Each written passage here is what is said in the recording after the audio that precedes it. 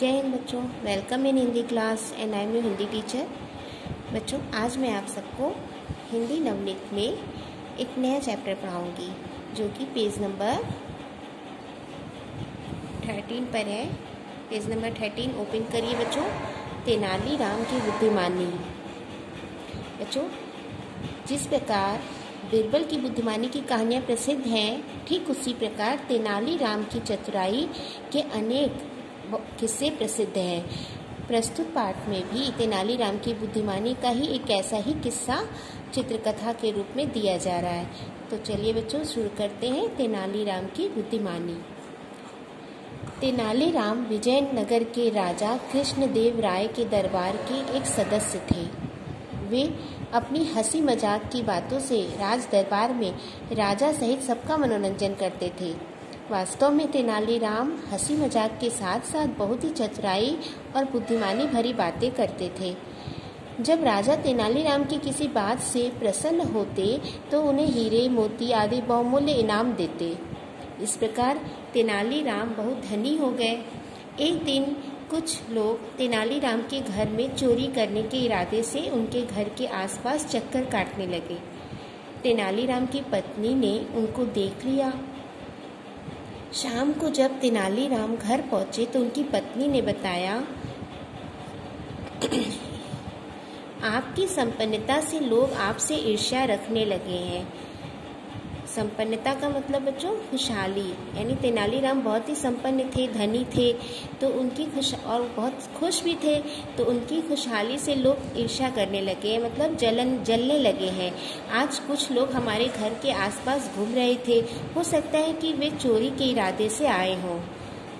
तो तेनालीराम कहते हैं, तुम घबराओ नहीं। किसे कहते हैं? अपनी पत्नी से कह रहे हैं। तेनालीराम अपनी पत्नी से कहते हैं, तुम घबराओ नहीं, मैं इस समस्या का कोई उपाय सोचूंगा। क्या सेवक खेतों में अब देखिए बच्चों, इसके बाद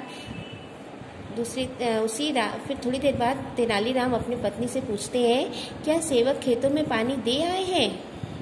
तो उनकी पत्नी बोलती है, नहीं, खेत सूखे पड़े हैं। चोरों के डर से मैंने सेवकों को खेत पर नहीं भेजा।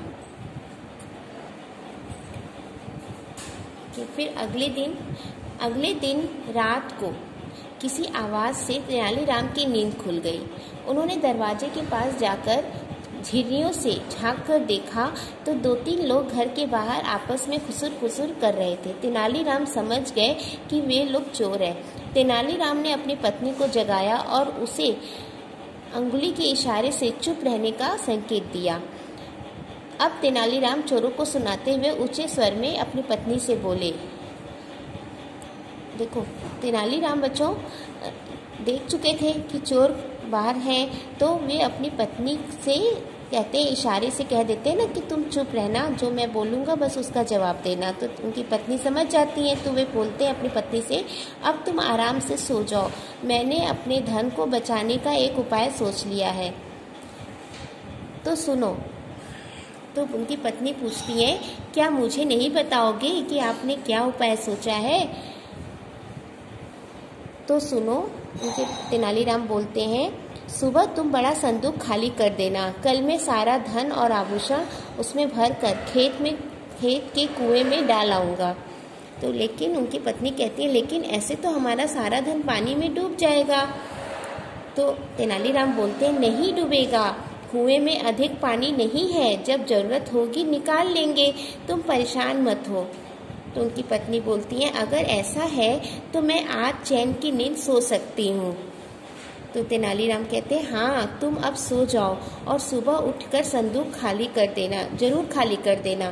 तो उनकी पत्नी बोलती है, ठीक है, मैं कर दूंगी, अब आप भी सो जाओ। बच्चों, चोरों ने जब यह सब सुना तो वे बहुत खुश हुए। अगले दिन वे तेनालीराम के खेत में जाकर कुएं के आसपास पेड़ों के झुरमुट में छिपकर बैठ गए और तेनालीराम की प्रतीक्षा करने लगे।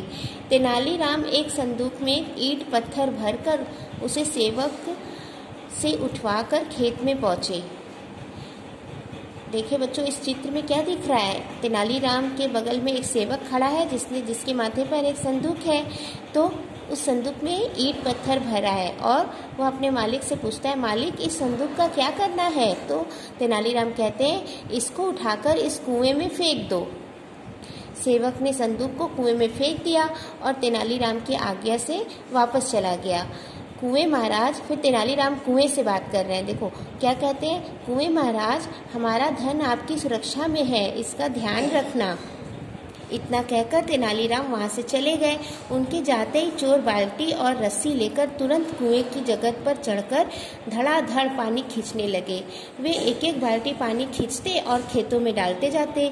चोर सारी रात यही करते रहे, पर पानी था कि समाप्त ही नहीं हो रहा था। पूरा खेत पानी से भर गया। सुबह होते होते चोर भी थक कर चूर हो गए। रात भर चोरों ने खेतों में पानी फेंका। बच्चों की कुएं का पानी कम हो जाएगा, लेकिन उस कुएं का पानी तो नहीं कम हुआ। चोर थक कर वहीं पर सो गए, लेकिन उन्हें धन का संदूक नहीं दिखा। वे थक कर वहीं लेट गए और उनकी आंख लग गई। सुबह तेनालीराम अपने खेतों पर पहुंचे तो उन्होंने अपने खेत को पानी से भरा हुआ देखा और चोरों को सोते हुए पाया। तो क्या कहते हैं, अरे आप कौन हैं? उठिए, यहाँ जमीन पर क्यों लेटे हैं? मैं आपके लिए पेड़ के नीचे बिस्तर लगवा दूँ। तेनालीराम तो समझ गए ये चोर हैं, फिर भी उन्हें इस तरह से बोलकर व्यंग कसते हैं। तेनालीराम की आवाज़ सुनकर चोर उठकर बहुत तेजी से भागे और पीछे से तेनालीराम उन्हें पुकारने लगे, अरे भले लोग, उनको तो सही, आपने मेरा पूरा खेत सींच दिया है, मेरा धन्यवाद तो लेते जाओ। अब हम नहीं रुकेंगे, चोरों ने कहा, अब हम नहीं रुकेंगे, अपना धन्यवाद कुएं को दे देना।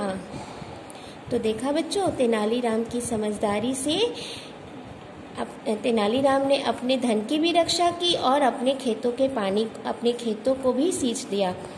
जो उनके खेत सूखे पड़े थे ना, तो अपनी बुद्धिमानी से चोरों के द्वारा ही अपने खेतों की सिंचाई भी करवा ली। थैंक यू बच्चों।